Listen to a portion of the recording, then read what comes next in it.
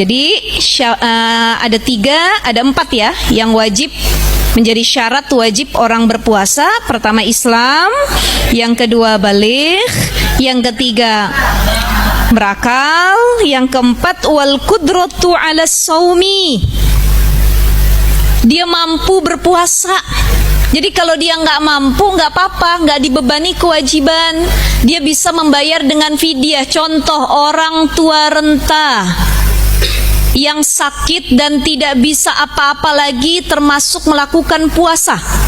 Udah tua, sakit, nggak kuat puasa, maka dia boleh untuk tidak berpuasa dan tidak menjadi kewajiban. Kenapa? Karena nggak ada kudroh lagi. Di orang sakit, orang tua renta, sakitnya ini adalah sakit yang tidak ada harapan sembuh. Beda sama sakit biasa. Puyeng ustazah, nggak punya duit, saya izin dulu puasa hari ini katanya. Sakit kepala, saya ini migren gitu. Itu nggak boleh, ya. Tetap dia kudroh, ada kemampuan untuk puasa. Yang nggak boleh itu kalau kudrohnya hilang, nggak ada kemampuan sama sekali. Kalau dia berpuasa si orang sakit ini, sakitnya bisa bertambah parah, bahkan bisa sampai kematian menghampirinya. Itu boleh untuk tidak berpuasa dan nanti harus bayar fidyah. Sedekah ini bukan main, Bu. Orang kalau mau sedekah, kata Imam Fakhruddin Ar-Razi, itu ada 40 setan bergelantungan di tangannya untuk menghalangi dia bersedekah. Makanya orang mau sedekah itu ngeluarin duit dari dompetnya, berat bener nih tangannya. Ngangkatnya ya Allah. Dia cari, ada nggak yang 1000-an, ada nggak yang 2000, yang ketemu yang cepet mulu. Ini berat tangannya nih. Kenapa? Karena lagi digelantungin, kata Imam Fakhruddin Ar-Razi, oleh 40 setan.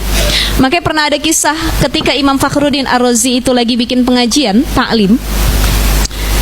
Beliau mengatakan, wahai murid-muridku, wahai jamaahku sekalian, orang mau sedekah itu gangguan setannya luar biasa. Bisikan setannya luar biasa. Kenapa? Karena setan gak suka sama orang yang rajin berderma, bersedekah kepada orang lain. Kemudian ada satu pemuda, dia tunjuk tangan. Wahai Imam Fakhruddin Ar-Razi, saya mau sedekah dan saya yakin saya mampu mengalahkan 40 setan yang menggelantung di tangan saya itu. Silahkan, kata Imam Fakhruddin Ar-Razi, apa yang mau kamu sedekahkan? Saya punya gandum di rumah, izin mau pulang dulu Syekh. Pulang ke rumah, uculuk. Begitu pulang ke rumah, dia ketemu satu, satu karung gandumnya. Dia ambil gandumnya, bismillahirrahmanirrahim. Ya Allah, alhamdulillah saya telah mengalahkan 40 setan yang menghalangi saya untuk bersedekah. Dibawanya gandumnya dengan perasaan senang. Saat keluar dari rumahnya ada yang manggil. Hei, katanya. Siapa yang manggil, Bu?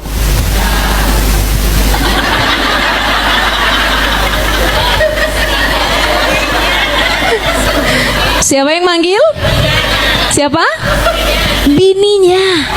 Allahu Akbar. Kan di rumah dia, Bu, bukan di rumah orang lain.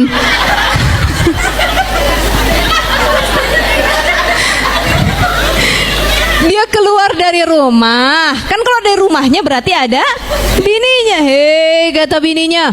Nengoklah suaminya. Bininya bilang, Bang, bahasa kitanya, itu mau dibawa kemana gandum persediaan untuk makan sehari-hari? Saya mau sedekahkan, Neng, bahasa kitanya.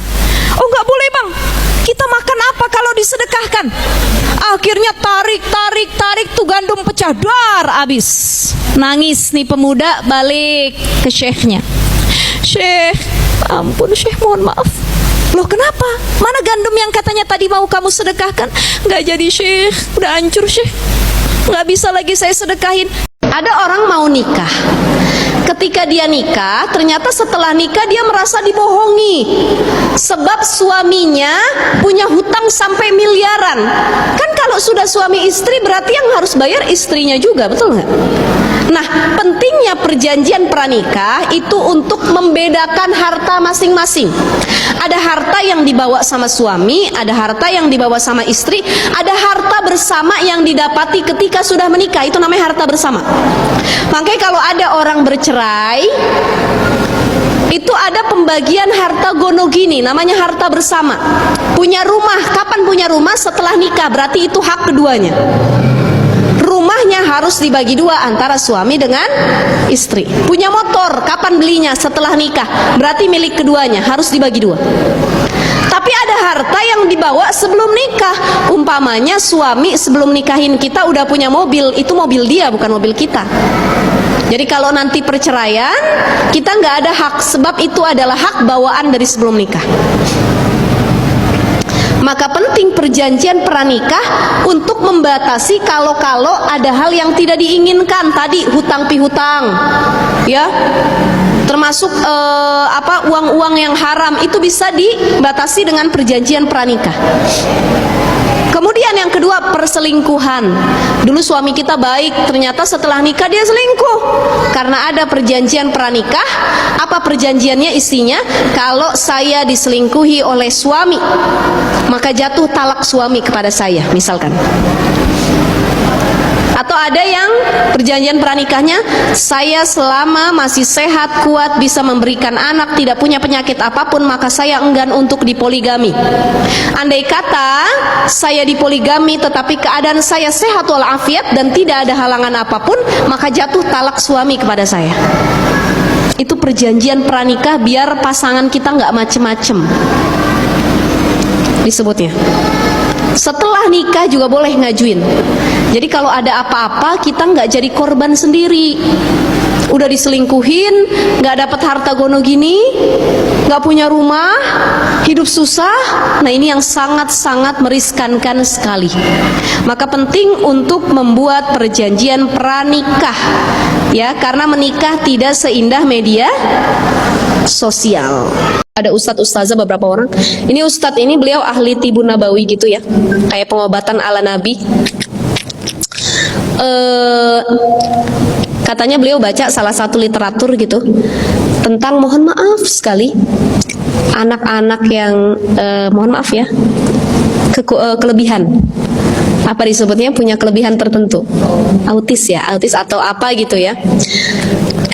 Itu ternyata bisa diakibatkan yang pertama karena orang tuanya bercampur saat menstruasi. Makanya kenapa itu dilarang oleh agama, ternyata efek secara medisnya pun ada. Yang kedua, ketika orang tuanya tidak membaca doa ataupun maksudnya bukan ke autis saja ya. Kalau autis itu lebih ke kebanyakan orang tuanya melakukan hubungan di saat masa menstruasi, itu autis. Nah, satu lagi ada anak yang memang secara mental dan perbuatannya itu luar biasa, sampai orang tuanya kadang ngomong dasar anak setan gitu ya. Nah bisa jadi memang benar, bukan di anak setan, maksudnya ketika berhubungan suami istri itu ada campur tangan setan di dalamnya. Makanya kalau kita punya anak kok bebel banget, susah banget dibilangin, durhaka sama orang tua, kita flashback takutnya dulu pas lagi produksinya lupa baca bismillah gitu. Jadi pentingnya memulai sesuatu dengan baca bismillah, apalagi ketika mau reproduksi, maksudnya pengen menghasilkan satu orang anak yang solih dan solihah, itu harus dimulai dengan doa terlebih dahulu ya. Wahai orang-orang yang beriman, takutlah engkau kepada Allah dan berkumpullah, jadilah kalian termasuk golongan orang-orang yang shodiq, jujur, benar. Jadi cari kawan yang jujur, yang benar, yang solih, rajin ngaji, ngajak kebaikan. Itu insya Allah mudahin kita untuk istiqomah, yang baru hijrah, yang baru tobat, yang baru ninggalin maksiat, yang baru dekat sama ulama, yang baru lebih rajin ibadahnya. Pengen kita istiqomah sulit, apa yang harus dilakukan? Pindah pergaulan, cari teman yang bisa buat kita istiqomah. Pengen nutup aurat, gabungnya sama yang buka aurat terus. Oh susah kita nutup aurat. Pengen sholat, temen kita ninggalin sholat semua, susah kita. Contoh begini, ibu jalan-jalan nih, atau pergi jalan-jalan ya, satu majelis Al-Hakim ini naik bus. Ketika perjalanan, contohnya pengen ziarah Kuali Songo, ke Jawa atau kemana ya. Ketika perjalanan di tengah jalan, kita kan melewati tol nih, ya, atau tempat-tempat rest area sedikit saja. Itu biasanya banyak yang gak mau turun sholat. Gak usah ziarah lah. Kalau ziarah kan itu niatnya ibadah juga, pengen zikrul maut juga. Ini jalan-jalan misalkan, ya. Ini banyak yang keimanannya diuji kala itu. Kalau yang itu dalam mobil itu ada 40 orang. Yang turun sholat ada 39 orang. Yang gak sholat cuma satu yang gak turun. Lama-lama yang satu nih malu apa enggak? Waduh, saya sendirian di mobil. Yang lain dari tadi sholat ini turun, sholat itu turun. Jadi malu. Lama-lama yang tadi dia kagak mau sholat, ikut sholat juga.